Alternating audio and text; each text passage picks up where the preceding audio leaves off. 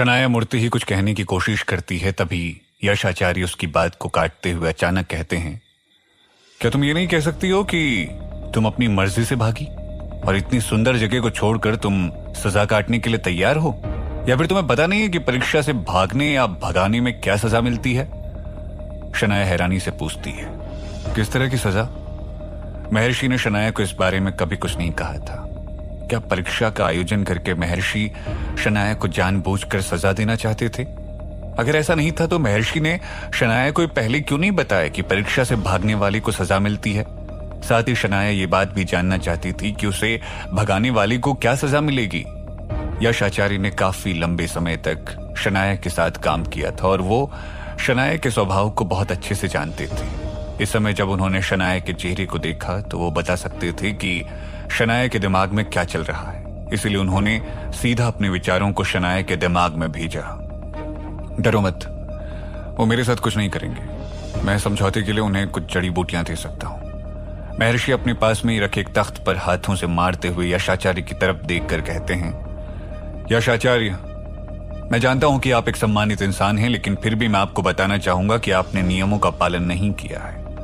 आपने जो नियम तोड़े वो परीक्षा के खिलाफ थे, तो आपको पता होना चाहिए कि इस काम की सजा क्या हो सकती है। यश आचार्य जवाब देते हैं, आपको मुझे याद दिलाने की जरूरत नहीं है। मेरी किस्मत में जो होगा वो मैं खुशी खुशी स्वीकार कर लूंगा। जहां तक आपका सवाल है, जो नियम आपने यहां बिन बुलाए आकर तोड़ा, उस बारे में आप क्या कहेंगे? महर्षि पूछते हैं, तब आप ही बता दीजिए मेरी ये सजा क्या है। यश आचार्य जवाब देते हैं, या तो आप अपनी आध्यात्मिक शक्तियों से हाथ धो बैठेंगे या फिर अपनी जान से। महर्षि कहते हैं, इस बारे में हम तब बात करेंगे जब आप मुझसे जीत पाएंगे। यश आचार्य पूछते हैं, महर्षि, क्या आप मेरे राज्य में लड़ना चाहते हैं? तो मुझे आपको याद दिलाना पड़ेगा कि हमें आपके खिलाफ लड़ने के लिए यहाँ का नियम पालन करने की जरूरत नहीं है, ना ही किसी घुसपैठिए से लड़ने के लिए हमें अकेले मैदान में उतरने की जरूरत है। महर्षि, क्या आप मेरे सभी शिष्यों के खिलाफ अकेले लड़ सकते हैं? महर्षि कहते हैं, हो सकता है मैं आप सबको मार डालूं, इसलिए आपको इस तरह की सामूहिक लड़ाई मेरे साथ नहीं लड़नी चाहिए। महर्षि की बात सुनकर यश आचार्य चुप हो गए। हालांकि उन्हें कभी भी सामूहिक लड़ाई पसंद नहीं थी, पर वो शनाया को महर्षि से बचाना चाहते थे। अपने हाथों से मंत्र के द्वारा यश आचार्य हरे रंग की परत निकालते हैं। फिर उस परत की तरफ इशारा करते हुए वो महर्षि से कहते हैं, एक रक्षा परत है, ये मैं अपने राज्य के चारों तरफ फैला सकता हूँ। क्या इसके बाद भी आप लड़ना चाहेंगे? महर्षि अपनी जगह पर खड़े होते हुए यश आचार्य की बात का जवाब देते हैं, जी जरूर, मैं खुशी से लड़ना चाहूंगा। यश आचार्य महर्षि की बात का कोई जवाब नहीं देते हैं, जैसे वो उस हरे रंग की परत को निकालने की कोशिश करते हैं। तभी महर्षि उन्हें रोकते हुए कहते हैं, अगर आप सारे समूह के साथ मेरे खिलाफ लड़ना चाहते हैं तो इसके परिणाम बहुत खतरनाक होंगे, इसलिए मैं ये लड़ाई नहीं करना चाहता जिसमें निर्दोष लोगों की जान जाए। अगर आपके पास कोई शांतिपूर्वक रास्ता हो तो बताइए। यश आचार्य महर्षि की बात सुनकर मन ही मन शांति महसूस करते हैं। हालांकि दुश्मनों के खिलाफ यश आचार्य युद्ध में महर्षि के साथ कई बार लड़ चुके थे, फिर भी वो उनकी युद्ध क्षमता को पूरी तरह से नहीं जानते थे। महर्षि किसी कमजोर के साथ लड़ने में कमजोर और एक साहसी के साथ लड़ने में साहसी नजर आते थे। हमेशा ही अपने प्रतिद्वंदी से बेहतर होने के कारण महर्षि दिन रात लड़ने की क्षमता रखते थे, चाहे हालात कैसे भी हो। अपने जीवन में महर्षि ने सारे युद्ध जीते थे। महर्षि जैसे इंसान की दोस्ती होना जितनी अच्छी है उतनी ही बुरी उनकी दुश्मनी है, क्योंकि वो अपने दुश्मनों को कभी चैन से नहीं जीने देते थे। यश आचार्य महर्षि से कहते हैं, मैं आपके साथ समझौता कर सकता हूं, पर मेरी एक शर्त है। महर्षि मुस्कुराते हुए यश आचार्य से पूछते हैं, क्या शर्त है आपकी? कि मैं इस लड़की को छोड़ दूं या आपकी गलती की सजा माफ कर दूं? इतना कहते ही महर्षि यश आचार्य को घूरने लगते हैं। वो पानी का ग्लास हाथ में लेकर 2 घूंट पानी पीने के बाद फिर कहते हैं, आपने मछली बहुत अच्छी बनाई थी, इसलिए मैं आपकी आधी शर्त मान सकता हूं। यश आचार्य महर्षि की इस बात का कोई जवाब नहीं देते हैं। शनाया को महर्षि की हरकतें अजीब लगती हैं। उसे ऐसा लगता है कि महर्षि यश आचार्य से नाराज हैं, क्योंकि यश आचार्य शनाया को यहां लेकर आए थे, इसलिए वो उनके साथ ऐसा व्यवहार कर रहे हैं। शनाया उन दोनों के बीच की बातचीत को देखकर हैरान हो जाती है, क्योंकि दोनों के शब्दों में किसी मुद्दे से ज्यादा एक दूसरे के लिए नाराजगी थी। तभी अचानक शनाया को ऐसा लगता है कि कहीं यश आचार्य और महर्षि समलैंगिक तो नहीं। शायद इसलिए महर्षि को यश आचार्य से नाराजगी है, क्योंकि यश आचार्य ने इन दिनों शनाया का ख्याल रखा। नहीं तो जिस इंसान की महर्षि हमेशा तारीफ करते थे, अचानक उससे इतनी नाराजगी का क्या कारण हो सकता है? ये सोचते हुए शनाया दोनों की तरफ देखती है। यश आचार्य और महर्षि के बीच चल रही बातचीत रुकने का नाम नहीं लेती और दोनों एक दूसरे से ऐसी शिकायतें कर रहे थे जैसे कोई पति पत्नी आपस में लड़ रहे हो या फिर दो दोस्त बहुत ज्यादा शराब पीने के बाद अपने गिले शिकवे मिटा रहे हों। शनाया को लग रहा था कि अब उसे महर्षि के सारे इरादे साफ साफ नजर आ रहे हैं। वो समझ रही थी कि महर्षि यश आचार्य को चाहते हैं और यश आचार्य का शनाया के प्रति झुकाव देखकर उनके मन में जलन होने लगी। इसलिए उन्होंने शनाया की परीक्षा पर इतना जोर दिया और यही कारण था कि महर्षि शनाया को मारना चाहते थे। अगर शनाया यश आचार्य की मंगेतर बन जाती तो यश आचार्य के साथ उसका रिश्ता जुड़ जाता और महर्षि नहीं चाहते थे कि यश आचार्य को फिर से मौका मिले। इसीलिए उन्होंने शनाया के सामने अपनी और उसकी सगाई की झूठी कहानी बनाई। शनाया को ऐसा लगता है कि वो दो प्यार करने वाले लोगों के बीच में एक अनचाहे तीसरे इंसान की तरह है। वो खुद को कभी भी ऐसी जगह पर नहीं देखना चाहती थी जहां वो अपने आप से सवाल करने लगे। इसलिए वो मन ही मन खुद को कोसने लगती है। शनाया देखती है कि महर्षि लगातार उसके और यश आचार्य के हाथ को देख रहे हैं। तभी शनाया खास तकनीक से अपना हाथ यश आचार्य के हाथ से छुड़ा लेती है। यश आचार्य को शनाया की सारी तकनीकें पता थी और उनकी क्षमताएं भी शनाया से बहुत अधिक थी। एक बार फिर वो शनाया को भागने का कोई मौका नहीं देना चाहते थे, इसलिए उन्होंने फिर से शनाया का हाथ पकड़ लिया। ये देखकर महर्षि शनाया के दाहिने कंधे पर हाथ रखते हैं जिससे शनाया को दर्द महसूस होता है। तभी यश आचार्य को शनाया के शरीर से एक अजीब सा झटका लगता है और वो तुरंत शनाया का हाथ छोड़ देते हैं। इस अजीब घटना के बाद शनाया यश आचार्य और महर्षि दोनों की तरफ देखकर उनसे 2 कदम की दूरी बना लेती है। तभी शनाया के मन में उस जगह को छोड़ने का ख्याल आता है और वो टेलीपोर्ट का प्रयोग करने की कोशिश करती है, लेकिन शनाया ये सोचकर रुक जाती है कि अगर ये महर्षि की कोई चाल हुई तो वो फंस जाएगी। फिर भी शनाया सोच रही थी कि वहां से कैसे निकला जाए और अचानक महर्षि उसका हाथ पकड़कर उसे अपनी ओर खींचते हुए कहते हैं, इतनी भी क्या जल्दी है, तुम एक कप चाय तो हमारे साथ पी सकती हो।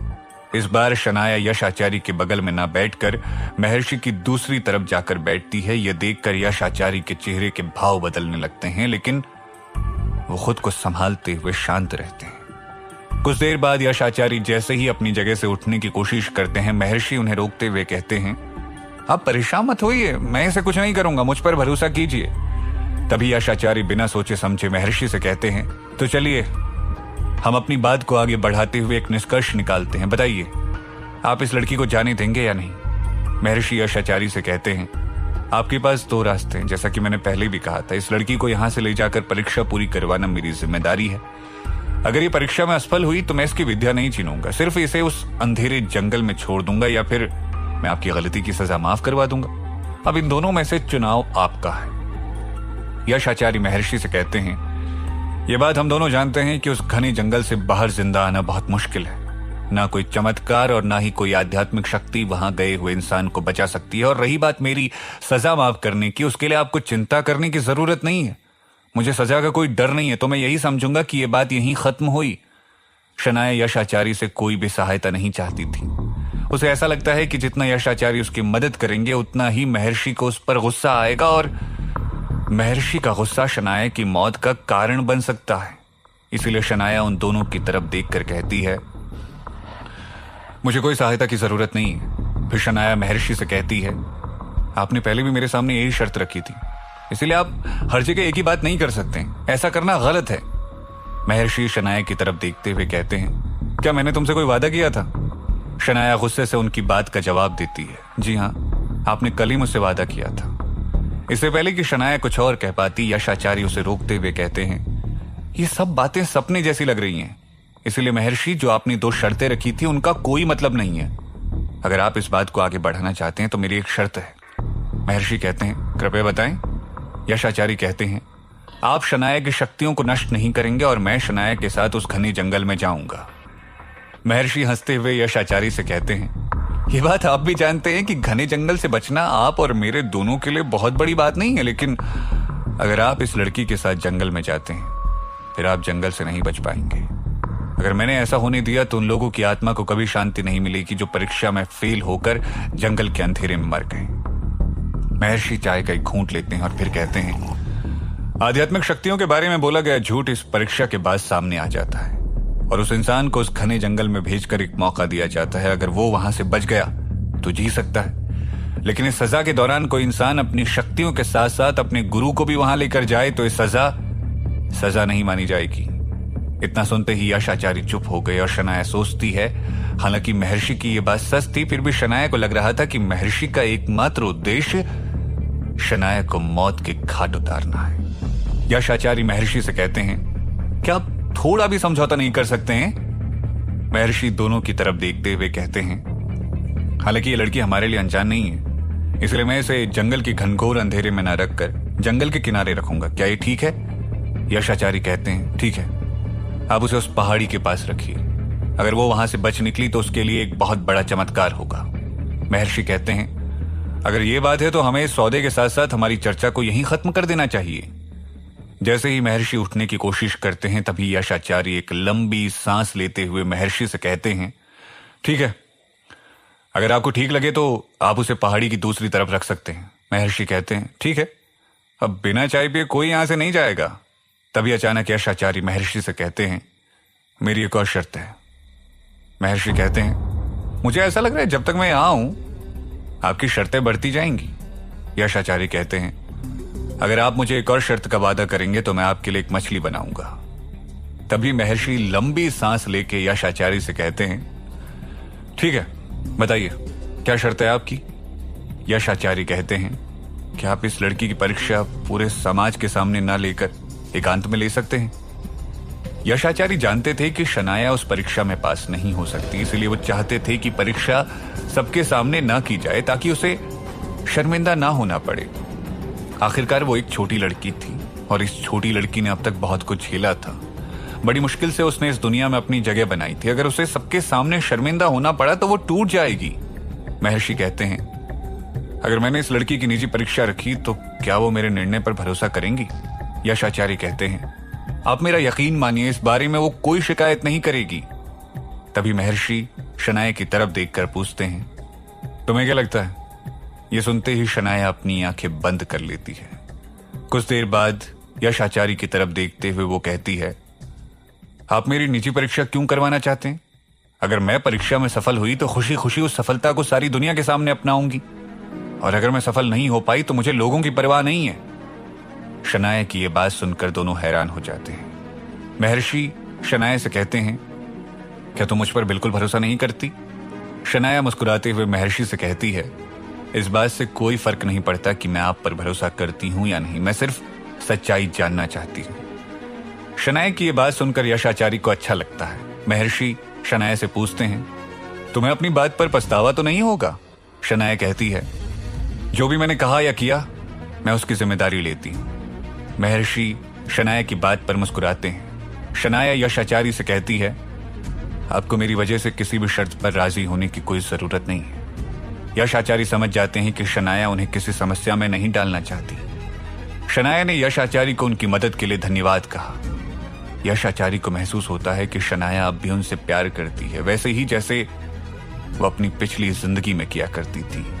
शनाया पूछती है, वो क्या है जिसे महर्षि पीना चाहते हैं? क्या शनाया महर्षि के साथ चली जाएगी? क्या शनाया की परीक्षा पूरी होगी? क्या शनाया उस घने अंधेरे जंगल से बच पाएगी? जानने के लिए सुनते रहिए एक थी शिरी, सिर्फ पॉकेट एफएम ऐप पर। यश आचार्य कहते हैं, मैं लेकर आता हूं। 2 कदम चलने के बाद यश आचार्य रुककर शनाया की तरफ मुड़े। उन्हें शनाया की चिंता थी। शनाया यश आचार्य से कहती है, आप मेरी चिंता ना करें, मैं महर्षि के साथ जाऊंगी। जैसे ही शनाया अपनी जगह से उठने की कोशिश करती है, महर्षि उसके कंधे पर हाथ रखते हुए कहते हैं, 2 लोगों के जाने की जरूरत नहीं है। शनाया अपने कंधे पर महर्षि के हाथ का वजन महसूस करती है। उसे लगता है कि महर्षि को शनाया का यश आचार्य के आसपास रहना बिल्कुल पसंद नहीं। वो महर्षि की जलन का कारण समझ जाती है, इसीलिए वो यश आचार्य से कहती है, यश आचार्य आप अकेले ही चले जाइए, शायद महर्षि को डर है कहीं हम दोनों वहां से भागना चाहें। यश आचार्य एक लंबी सांस लेते हुए महर्षि से कहते हैं, मैं उम्मीद करता हूं कि आप इसे कोई भी तकलीफ नहीं पहुंचाएंगे। महर्षि यश आचार्य की बात का जवाब देते हैं, इस लड़की को परेशान करने का मेरा कोई इरादा नहीं है, लेकिन आप इसी तरह से बोलते रहेंगे तो मैं अपना इरादा बदल सकता हूं। यश आचार्य बिना कुछ बोले वहां से कमरे की तरफ चले जाते हैं। उनको जाते देख शनाया के मन में कई सारे ख्याल आते हैं जिन्हें वो यश आचार्य के साथ बांटना चाहती थी, लेकिन महर्षि का हाथ उसके कंधे में होने के कारण वो वहां से नहीं उठ सकती थी। तभी अचानक शनाया चिल्लाते हुए कहती है, मेरे कंधे में दर्द हो रहा है। महर्षि अपनी पकड़ ढीली करते हैं लेकिन उसके कंधे से अपना हाथ नहीं हटाते। फिर उसकी तरफ देखते हुए कहते हैं, जान, तुम्हें अपने मंगेतर के सामने किसी और मर्द को इस तरह नहीं देखना चाहिए। शनाया महर्षि की तरफ देखते हुए कहती है, क्या आपको मैं पागल दिखती हूं? मैं जानती हूं जो आपने शादी को लेकर कहानी बनाई है वो झूठी है। महर्षि शनाया से पूछते हैं, तुम्हें ऐसा क्यों लगता है? फिर शनाया महर्षि की काली अंगूठी की तरफ देखते हुए कहती है, यह अंगूठी जिसे आप हमारी सगाई की निशानी बता रहे हैं, यह आपने काले बालों से बनाई है। महर्षि शनाया से कहते हैं, जान, तुम बहुत समझदार हो। क्या तुमने इससे पहले ऐसी अंगूठी देखी है? जैसा कि तुमने बताया, हो सकता है यह अंगूठी काले बालों से ही बनती हो। शनाया कहती है, मुझे क्या पता, यह आपकी कोई और चाल हो सकती है। महर्षि कहते हैं, जब तक मैं तुम्हारी अंगूठी ना ढूंढ लूं शायद तब तक तुम्हें मुझ पर भरोसा नहीं होगा। इतना सुनते ही शनाया अपने लिए चाय निकालते हुए कहती है, मुझे पता है सच नहीं है, फिर आप मुझे क्या बताना चाहते हैं? महर्षि कहते हैं, क्या तुम यश आचार्य की वजह से घबरा रही हो? शनाया महर्षि की इस बात पर मुस्कुराती है पर कुछ कहती नहीं है। शनाया की मुस्कुराहट देखकर महर्षि कहते हैं, तुम्हारा यश आचार्य के साथ रहना मुमकिन नहीं है। शनाया चाय पीते हुए महर्षि से कहती है, हाँ ये तो है।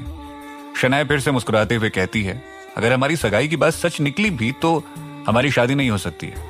परीक्षा में सफल होने पर मुझे आपकी बात मानने की जरूरत नहीं पड़ेगी और मैं सफल नहीं हो पाई तो मुझे उस अंधेरे जंगल में छोड़ दिया जाएगा जहां से निकलना मुश्किल है। इस कारण दोनों ही परिस्थितियों में आपका सपना पूरा नहीं हो पाएगा। महर्षि कहते हैं, क्या तुम्हें मेरा प्रस्ताव अच्छा नहीं लगा? शनाया कहती है, हाँ। महर्षि मुस्कुराते हुए कहते हैं, क्या तुम्हें पता है कि इस दुनिया में कितनी महिलाएं मुझसे शादी करना चाहती हैं, लेकिन मैंने उन्हें कभी मौका नहीं दिया।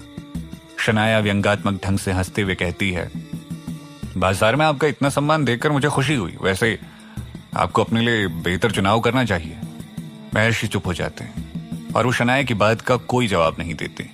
तभी यश आचार्य महर्षि के लिए शराब की 2 बोतलें लेकर वहां पहुंचते हैं और महर्षि से कहते हैं, यह है यहाँ की मशहूर शराब, इसे बनाने में 10 साल लगते हैं। फिर यश आचार्य एक शराब की बोतल शनाया के सामने रखते हुए कहते हैं, ये तुम्हारे लिए। शनाया उस बोतल को देखकर हैरान हो जाती है। इस दुनिया में आने के बाद उसने एक बार भी नहीं सोचा था कि यहां उसकी पसंद की शराब देखने को मिलेगी। शनाया खुशी से यश आचार्य से कहती है, मैंने सोचा नहीं था कि मुझे मौका मिलेगा, मैं इसे अभी पीना चाहती हूं। तभी महर्षि उस बोतल के ऊपर अपना हाथ घुमाते हैं और बोतल तख्त से गायब हो जाती है। यह देखकर शनाया को गुस्सा आ जाता है और वो महर्षि से कहती है, यह आपने क्या किया? शनाया ने उस बोतल को छुआ तक नहीं था, इससे पहले ही महर्षि ने उसे वहां से गायब कर दिया। महर्षि एक बार और अपना हाथ घुमाते हैं और शराब की बोतल की जगह पर एक फलों के रसों से भरी हुई बोतल शनाया को दिखाते हैं। महर्षि शनाया से कहते हैं, तुम अभी बहुत छोटी हो, इसलिए तुम शराब नहीं पी सकती। ये फलों का रस तुम्हारे लिए अच्छा होगा। बोतल में भरा हुआ फलों का रस, स्वाद, खुशबू और रंग सभी में ही अच्छा था। महर्षि यश आचार्य से कहते हैं, आइए यश आचार्य, क्यों ना हम साथ में बैठकर इस शराब का आनंद उठाएं। जैसे ही वो बोतल का ढक्कन खोलते हैं उसकी खुशबू चारों तरफ फैल जाती है। शनाया महर्षि से पूछती है, महर्षि आप मेरी परीक्षा कब लेंगे? महर्षि शनाया के सवाल का जवाब देते हुए कहते हैं, तुम्हारी परीक्षा कल होगी क्योंकि आज बहुत देर हो चुकी है। शनाया कहती है, ठीक है, तब मैं कल आपके साथ ही वापस चलूंगी। फिर शनाया यश आचार्य से पूछती है, क्या आपके पास शराब की एक और बोतल है? यश आचार्य दुखी मन से शनाया की बात का जवाब देते हैं, इस तरह की शराब एक भी बोतल बन पाना किस्मत की बात है। शनाया कहती है, अगर ऐसी बात है तो आप महर्षि को अकेले ही शराब का आनंद लेने दें, और यहाँ कुछ मछलियां भी रखी हुई हैं। जब तक महर्षि आपके मेहमान हैं आपको उन्हें खाली पेट नहीं रखना चाहिए। तभी महर्षि तख्त पर हाथ मारते हुए कहते हैं, तुम क्या कहना चाहती हो?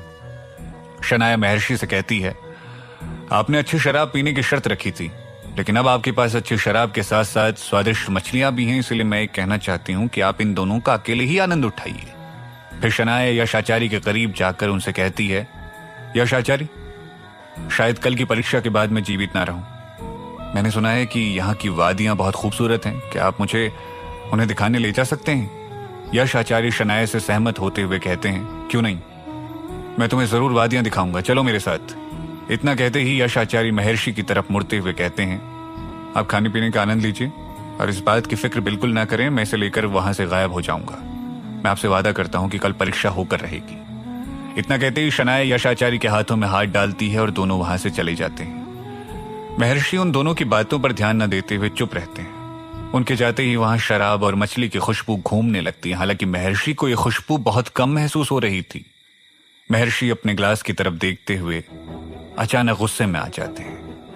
वो 2 दवाइयां जो महर्षि की शराब में मिलाई गई थी, उनका असर महर्षि के शरीर में होने लगा था। ये दवाइयां चाहे जितना भी शरीर को नुकसान पहुंचाएं, उसका असर सिर्फ एक ही दिन तक रहता था। तो ये बात साफ थी कि महर्षि एक दिन बाद ठीक हो जाएंगे। यशाचार्य शनाया को अपने भंडार कक्ष में लेकर आते हैं और उसे वहां रखी हुई हर चीज दिखाना शुरू करते हैं। और उन्होंने दुनिया की वहां सबसे बेहतरीन दवाएं बनाकर रखी थी, जिनसे खतरनाक से खतरनाक बीमारी का इलाज किया जा सकता था। वहां से यशाचार्य कुछ दवाइयां निकालकर शनाया को देते हैं, लेकिन शनाया को यह बात अच्छी नहीं लगती। इसीलिए वो यशाचार्य से कहती है, मैंने पहले भी कहा था, मैं वो इंसान नहीं हूं जिसे आप ढूंढ रहे हैं। इतना कहते ही वो कमरे से बाहर चली जाती है। यशाचार्य चुपचाप वहीं खड़े रहते हैं और कुछ देर बाद वो भी बाहर चले जाते हैं। उन्हें शनाया पहाड़ की दूसरी तरफ खड़ी दिखती है। वो अपना हाथ हिलाते हुए उसको इशारा करते हैं। यशाचार्य मन ही मन सोचते हैं कि उन्होंने इतनी बड़ी गलती कैसे कर दी। वो शनाया के स्वभाव को अच्छी तरह से जानते थे। वो किसी और के साथ व्यवहार करने में गलती कर सकते थे, पर शनाया के साथ नहीं। हालांकि शनाया ने रॉ एजेंट होने के कारण अपने मिशन के लिए कई सारे भेष बदले थे, लेकिन उसने कभी भी खुद को यशाचार्य से नहीं छिपाया। उनके सामने वो हमेशा वैसी ही रही जैसी कि वो थी। तभी अचानक यशाचार्य की नजरें उसके माथे पर पड़ती है, जहां अभी भी वो पैदाइशी निशान हल्का सा बचा हुआ था। यशाचार्य सोच रहे थे कि इस जन्म में जब शनाया बड़ी हो जाएगी तो वो बहुत सुंदर दिखेगी। शनाया के पैदाइशी निशान के बारे में सोचते हुए यशाचार्य उसके चेहरे को ध्यान से देखते हैं। तब उन्हें महसूस होता है कि शनाया इस जन्म में भी हूबहू पिछले जन्म जैसी ही दिखती है और उसके व्यवहार में भी कोई बहुत ज्यादा अंतर नहीं है। यशाचार्य आगे बढ़ते हुए शनाया के बगल में खड़े होकर उससे पूछते हैं, तुम्हें ये वादियां कैसी लगी? क्या ये वादियां वैसी ही दिखती हैं जैसे कि तुमने उस गांव में देखी थी जहां तुम इससे पहले गई थी? शनाया शांति से यशाचार्य की बात का जवाब देती है, गोकुल गांव उस गांव का नाम था। बहुत पुराना नाम लगता है ना? मैं आपसे कभी भी इस तरह की जगहों में जाने की उम्मीद नहीं कर सकती थी, फिर भी आप वहां गए थे। यशाचार्य शनाया की बात सुनकर चुप रहते हैं। कुछ देर बाद फिर शनाया की तरफ देखते हुए वो कहते हैं, वो गांव बाकी दुनिया से बहुत अलग था।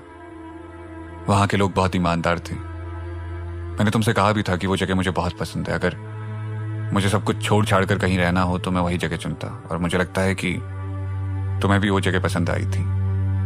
वहां जाकर इंसान शांति से मार्शल आर्ट सीख सकता है। वहां के घरों की बनावट भी मुझे बहुत पसंद आई थी। शनाया ये सब सुनकर यशाचार्य की तरफ देखती है।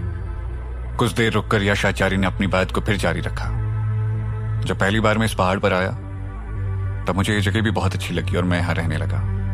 साथ ही मैंने अपनी पसंद की सारी चीजें बनानी शुरू कर दी। अब ये जगह एक हसीन वादी जैसी दिखती है। यहां रहने वाले लोग बदलते रहते हैं, लेकिन घरों की बनावट कभी नहीं बदलती। शनाया पहाड़ से नीचे उड़ रहे बादलों को देखने लगती है। तभी उसके बाल उड़कर यशाचार्य के चेहरे को ढक लेते हैं। यशाचार्य को अच्छा लगता है कि जिसे वो चाहते हैं वो सुंदर इंसान उनके इतने करीब है, इसलिए वो इस समय को रोक देना चाहते हैं, लेकिन ये उनके वश में नहीं था। तभी यशाचार्य अपना हाथ शनाया के हाथ की तरफ बढ़ाते हुए कहते हैं, शनाया। यशाचार्य का हाथ शनाया के हाथ को छूते ही शनाया झटके से 2 कदम पीछे आती है। ये देखकर यशाचार्य को बुरा लगता है। हालांकि शनाया अजनबी लोगों से दूरियां बनाकर रखती थी, लेकिन आज वो शनाया के बेहद करीब थे। फिर भी उन्हें अपने और शनाया के बीच में एक लंबी दूरी का एहसास हो रहा था। महर्षि के साथ साथ यशाचार्य शनाया की हरकतों से हैरान हो गए थे। इसलिए यशाचार्य शनाया से पूछते हैं, शनाया तुम्हें पता होना चाहिए कि मुझे अभी कैसा महसूस हो रहा है। शनाया यशाचार्य से कहती है, आप भी जानते हैं कि आपने बहुत बड़ी गलती की है। अगर आप उसका प्रायश्चित करना चाहते हैं तो आपको मेरे लिए कुछ करना होगा। यशाचार्य हैरान होकर शनाया से पूछते हैं, तुम क्या कहना चाहती हो? शनाया अपने माथे से बालों को हटाते हुए कहती है, आपने कहा था कि आप ये पैदाइशी निशान मेरे माथे से हटा सकते हैं। यशाचार्य शनाया से कहते हैं, तुम्हारे माथे का निशान थोड़ा अलग है। ये ना तो पैदाइशी निशानी है और ना ही कोई सामान्य दाग। ये एक मध्य बिंदु है। वो अचानक से पूछती है, मध्य बिंदु, इसका मतलब क्या है? यश आचार्य शनाया से पूछते हैं, क्या तुम मुझे अपनी कलाई दिखा सकती हो? तभी मैं तुम्हें इसका मतलब बता पाऊंगा। शनाया अपनी कलाई यश आचार्य को देती है। यश आचार्य उसकी कलाई देखने के बाद शनाया का हाथ छोड़ देते हैं। फिर उससे कहते हैं, ऐसा लगता है जैसे तुम्हारे अंदर कोई आध्यात्मिक शक्ति विकसित हो रही है। उसे महसूस करने की कोशिश करो। तभी अचानक शनाया को अपने शरीर में अलग से हलचल महसूस होती है, जैसे सारी हवा उसके पेट में भर गई हो। कुछ देर बाद वो अपने पूरे शरीर में गर्माहट महसूस करने लगती है। ये शक्ति उसकी आंतरिक शक्ति से अलग थी।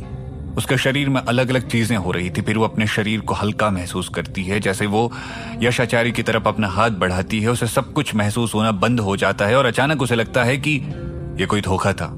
पर वो हार मानना नहीं चाहती, इसलिए फिर से अपनी आंखें बंद कर लेती है। यश आचार्य शनाया से कहते हैं, तुम्हें बार बार ये महसूस करने की जरूरत नहीं है। मैं दावे के साथ कह सकता हूं कि शक्ति तुम्हारे अंदर है। तुम्हें सिर्फ थोड़ी सी ताकत की जरूरत है, क्योंकि बिना ताकत के इसका इस्तेमाल करना बहुत मुश्किल है। और ये जो तुम्हारे माथे में दाग है वो इसे शक्ति का प्रतीक है। इसे ठीक नहीं किया जा सकता। यह सुनकर शनाया शांत हो जाती है और उसके मन में कई सवाल घूमने लगते हैं। क्या वो श्रापित है? वो फिर सोचती है कि मध्य बिंदु, इसका क्या मतलब है? इन दो शब्दों का मतलब वो नहीं समझ पाई थी। इन बातों को सुनकर शनाया अपना मनोबल खो रही थी। तभी वो यश आचार्य से कहती है, क्या आपने ये कहा कि आपके पास इसका कोई इलाज नहीं? अगर ये बात सच है तो मैं मानूंगी कि उस दिन आपने मुझसे झूठ बोला था। ये सुनते ही यश आचार्य शनाया का हाथ पकड़कर कहते हैं, तो मेरे साथ चलो, मुझे तुम्हें कुछ दिखाना है। यश आचार्य अपने तख्त को नीचे खींचते हैं और शनाया को उस पर बिठाकर वहां से चले जाते हैं। कुछ देर बाद वो तख्त एक बर्फीली जगह पर जाकर रुकता है। वो जगह हिमालय की सबसे ऊंची चोटी पर थी। लगभग 8000 मीटर की ऊंचाई होगी। उन्हीं पहाड़ों के बीच में बर्फ का एक घर बना था, जो कि बहुत बड़ा और सुंदर था। उस जगह ठंड बहुत थी और शनाया ने पतले से कपड़े पहने थे। उसमें अब तक कोई आध्यात्मिक शक्ति ना होने के कारण वो ठंड से कांप रही थी। यश आचार्य उसे ठंड से बचाने के लिए गले लगाना चाहते थे, इसलिए वो कहते हैं, क्या तुम्हें बहुत ठंड लग रही है? आओ मेरे करीब आ जाओ, तुम्हें अच्छा महसूस होगा। शनाया इस अजीब एहसास से बचने के लिए 2 कदम पीछे हट जाती है और फिर यश आचार्य से पूछती है, आप मुझे क्या दिखाना चाहते थे? हालांकि यश आचार्य शनाया को अपनी बाहों में भरना चाहते थे, लेकिन वो ऐसे जबरदस्ती नहीं करना चाहते। इसीलिए वो आगे चलते हुए शनाया से कहते हैं, मेरे साथ आओ। रास्ता बहुत फिसलन वाला था। जैसे तैसे शनाया ने अपना संतुलन बनाए रखा। फिर भी सर्द मौसम शनाया के लिए एक बड़ी चुनौती था। यश आचार्य शनाया को क्या दिखाना चाहते थे? शनाया के अंदर कौन सी आध्यात्मिक शक्ति थी? क्या महर्षि वहां से निकलकर शनाया की परीक्षा पूरी कर पाएंगे? जानने के लिए सुनते रहिए एक थी शिरीन, सिर्फ पॉकेट एफएम पर।